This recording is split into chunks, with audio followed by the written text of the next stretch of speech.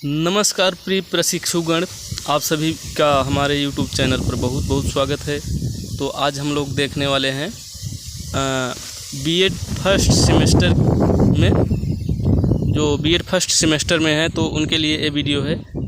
और previous year paper को देखेंगे, कहने मतलब आपके एग्ज़ाम में क्वेश्चन कैसे आएंगे उसी को देखेंगे। मतलब इसके पहले के पेपर को देखेंगे, प्रीवियस ईयर पेपर मतलब इसके पहले जो एग्ज़ाम हो चुके हैं उन्हीं पेपर को हम इसमें देखने वाले हैं। कहने का मतलब 2016 का पेपर देखने चल रहे हैं हम लोग, ठीक है। और ये सेकंड पेपर है, ठीक है।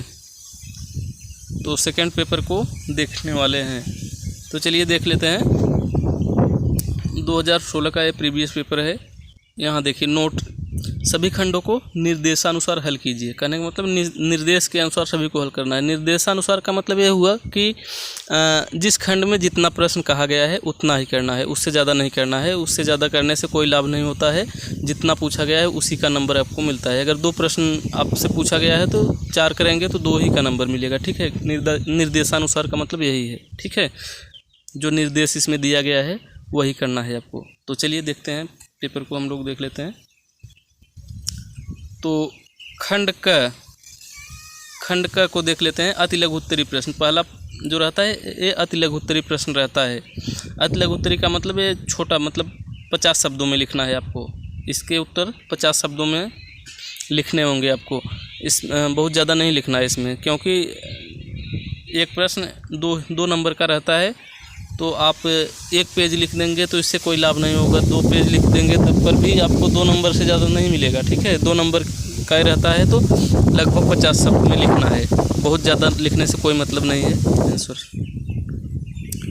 तो अति लघु उत्तरी का मतलब छोटा लिखना है आपको, लघु उत्तरी नहीं, अति लघु उत्तरी, ठीक है। लघु उत्तरी का मतलब बड़ा थोड़ा रहता है, उससे इससे बड़ा रहता है। कहने का मतलब 200 शब्दों में। लघु उत्तरी को 200 शब्दों में लिखते हैं और अति लघु उत्तरी को 50 शब्दों में लिखते हैं। और जो दीर्घ उत्तरी है, दीर्घ उत्तरी का मतलब विस्तृत उत्तरी, बड़ा प्रश्न जो रहते हैं उसको 500 शब्दों में लिखना होगा आपको। तो चलिए देख लेते हैं। पहला देखते हैं, इस प्रश्न के सभी भागों के उत्तर दीजिए। प्रत्येक भाग का उत्तर लगभग 50 शब्दों में दीजिए। कहने का मतलब पहले प्रश्न में जो भी दिया गया है, 10 प्रश्न रहता है पहले में, तो लगभग 50 शब्द में इसका उत्तर देना है आपको, ठीक है। अति लघु उत्तरी है ये सभी, और 50 शब्द में उत्तर देना है। तो पहला देख लेते हैं प्रश्न। पहले का पहला क्या है, प्रजातांत्रिक आदर्श से क्या तात्पर्य है। प्रजातांत्रिक आदर्श के बारे में आपको लिखना होगा, ठीक है। दूसरा है, संघीय शैक्षिक प्रणाली के 2 निहितार्थ बताइए, ठीक। इसके बारे में भी लिखना है और 50 शब्दों में लिखना है, ज़्यादा नहीं लिखना है, ठीक है। तीसरा देखिए, भारतीय शिक्षा के मानकीकृत दृष्टिकोण के अनुसार शिक्षा के 2 उद्देश्य एवं प्रयोजन बताइए। भारतीय शिक्षा के मानकीकृत दृष्टिकोण के अनुसार शिक्षा के 2 उद्देश्य एवं प्रयोजन बताना है, ठीक है।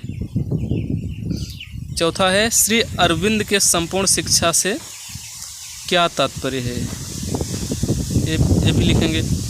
अगला है, आधुनिक भारतीय विद्यालयी शिक्षा के संदर्भ में गुणवत्ता एवं न्याय के 2 मुख्य मुद्दों का उल्लेख कीजिए।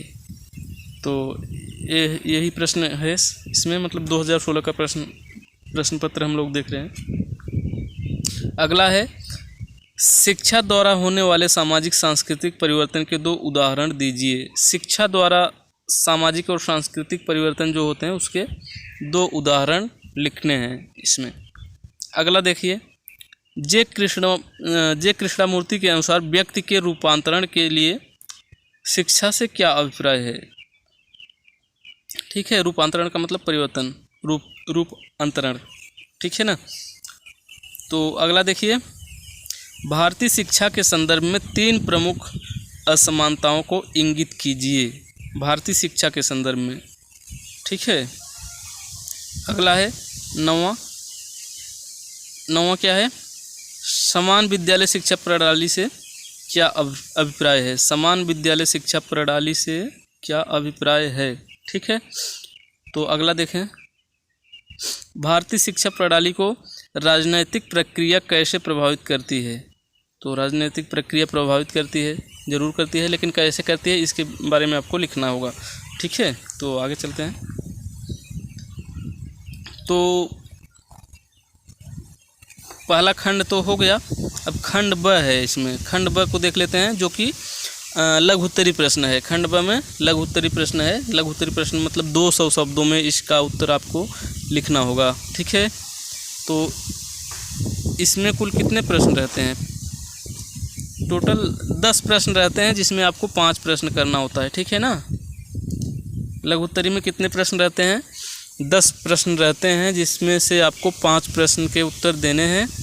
प्रत्येक प्रश्न 8 नंबर के होंगे। ठीक है, 8 नंबर के एक प्रश्न होते हैं, तो 5 प्रश्न करना है। 8 पंजे 40 नंबर का लघु उत्तरी प्रश्न पूछा जाता है। तो देख लीजिए कैसे है। तो सभी प्रश्नों के उत्तर दीजिए। प्रत्येक प्रश्न का उत्तर लगभग 200 शब्दों में दीजिए। 8 × 5 मतलब 8 नंबर का एक प्रश्न रहेगा और 5 प्रश्न आपको करना होगा। ठीक है ना। तो यहाँ देखिए दूसरा है प्रश्न, क्या है दूसरा? धर्मनिरपेक्ष शिक्षा की 5 विशेषताओं का वर्णन कीजिए। या तो ए करेंगे आप, या तो ए करेंगे। कहने का मतलब एक में 2 प्रश्न रहते हैं, तो दोनों में से एक ही करना होता है आपको। तो दूसरे में 2 है, कहने का मतलब एक ए हो गया, एक ए हो गया।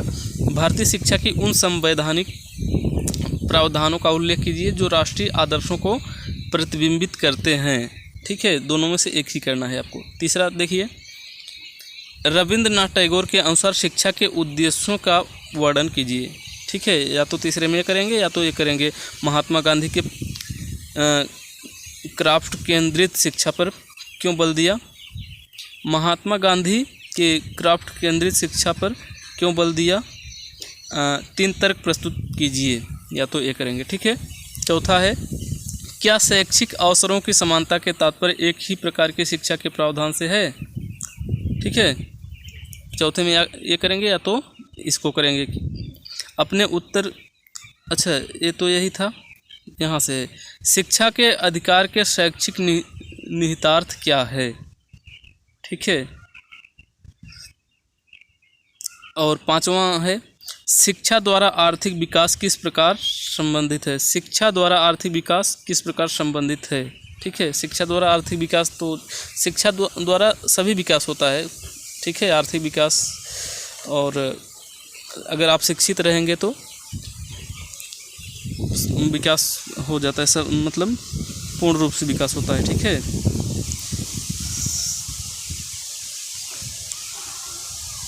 यहाँ देखिए, हाँ ये हो गया। पाँचवें में ये करेंगे चाहे ये करेंगे। विद्यालय स्तर पर शैक्षिक अवसर की समानता को प्रोत्साहित करने हेतु क्या पग उठाए गए हैं? ठीक है, क्या कदम उठाए गए हैं? छठा है, हमारे विद्यालय गुणवत्तापूर्ण शिक्षा क्यों नहीं दे पा रहे हैं? 3 महत्वपूर्ण कारण बताइए। अथवा, हाँ ये हो गया, अथवा इसको कर सकते हैं आप। अधिगम की गुणवत्ता को बढ़ाने के लिए विद्यालय में पाठ्यक्रम का उपयोग कैसे किया जा सकता है? ठीक है, अधिगम की गुणवत्ता बढ़ाने के लिए विद्यालय में पाठ्यक्रम का उपयोग कैसे किया जा सकता है? तो ये था लघु उत्तरी प्रश्न, जो कि 5 प्रश्न हो गए इसमें से। अब आपको करना है अंतिम, मतलब खंड स। अब स खंड दिया रहता है। अ में अति लघु उत्तरी रहता है, ब में लघु उत्तरी रहता है और स में दीर्घ उत्तरी रहता है। कहने का मतलब विस्तृत उत्तरी प्रश्न रहता है। तो इसमें से किन्हीं 2 प्रश्नों के उत्तर देना है, और 500 शब्दों में, प्रत्येक प्रश्न का उत्तर 500 शब्दों में लिखना होगा आपको। तो देखते हैं। कहने का मतलब इसमें 1 2 3 4 प्रश्न दिए गए हैं, जिसमें से आपको 2 ही करना है। ठीक है, 2 प्रश्न करना है, और जो आपको बहुत अच्छा से आता हो, जिसमें हेडिंग आपको बढ़िया से तैयार हो, उसी को करेंगे 2 को। ठीक है, तो देख लेते हैं इसको। लोकतांत्रिक एवं धर्मनिरपेक्ष सामाजिक व्यवस्था के प्रोत्साहन हेतु शिक्षा को उपकरण के रूप में कैसे प्रयुक्त किया जा सकता है, व्याख्या कीजिए। ठीक है, 7वां है। और 8वां देख लेते हैं। बालक के बहुमुखी विकास के लिए श्री अरविंद पक्षधर थे। इस संबंध में उन्होंने किन शैक्षिक अवधारणाओं को संतुष्ट किया। ठीक है, या तो इसको कर लेंगे या तो 9वां दिया गया है। 1964 का भारतीय शिक्षा आयोग के प्रतिवेदन को एक व्यापक दस्तावेज कहा जाता है। क्यों? इसके संबंध में लिखेंगे आप, अगर आता होगा बढ़िया से तो 10वां देखते हैं। भारत में प्राथमिक स्तरीय शिक्षा में सार्वभौम ठहराव क्यों नहीं सुनिश्चित भारत में प्राथमिक स्तरीय शिक्षा में सार्वभौम ठहराव क्यों नहीं सुनिश्चित नहीं हो सका। ठीक है, क्यों नहीं सुनिश्चित हो सका है, इससे संबंधित 5 प्रमुख कारणों का उल्लेख कीजिए। तो यही था, और 2 इसमें से आपको करना था। जो भी आपको बढ़िया से आता हो तो 2 कर लेंगे। तो यदि वीडियो आपको अच्छा लगा हो तो इस चैनल को सब्सक्राइब कर सकते हैं इस तरह के और भी वीडियो देखने के लिए, क्योंकि इस चैनल पर ऐसे ही वीडियो आते रहते हैं। यदि आपको वीडियो अच्छा लगा हो तो इस चैनल को सब्सक्राइब कर सकते हैं। और इस चैनल पर प्लेलिस्ट है बीएड के संबंध में, प्लेलिस्ट है, सारी प्लेलिस्ट, काफ़ी वीडियोज़ हैं इस पर, जिसमें आपको प्रीवियस पेपर मिल जाएंगे। और पाठ्य योजना, बीएड में पाठ्य योजना भी बनाना पड़ता है आपको, जो कि इस चैनल पर आपको मिल जाएंगे। जब आपकी जब टीचिंग होती है, ठीक है, आपकी जब टीचिंग होगी तो आपको पाठ्य योजना बनाना पड़ता है, जो कि आप पाठ्य योजना बनाएंगे। जो भी प्रशिक्षु, जो भी बीएड कर रहे हैं, सबको पाठ्य योजना बनाना पड़ता है। आपकी टीचिंग लगती है किसी विद्यालय में, किसी दूसरे विद्यालय में आपको पढ़ाने के लिए भेजा जाता है, तो आपको उस पर नंबर दिए जाते हैं, मार्क्स दिए जाते हैं। तो वो सभी वीडियो इस चैनल पर आपको मिल जाएंगे, वहाँ से आप लोग देखिए। यदि वीडियो अच्छा लगा हो तो लाइक कीजिए, चैनल को सब्सक्राइब कीजिए। हम मिलते हैं आप सभी से फिर किसी नेक्स्ट वीडियो में। तब तक के लिए नमस्कार।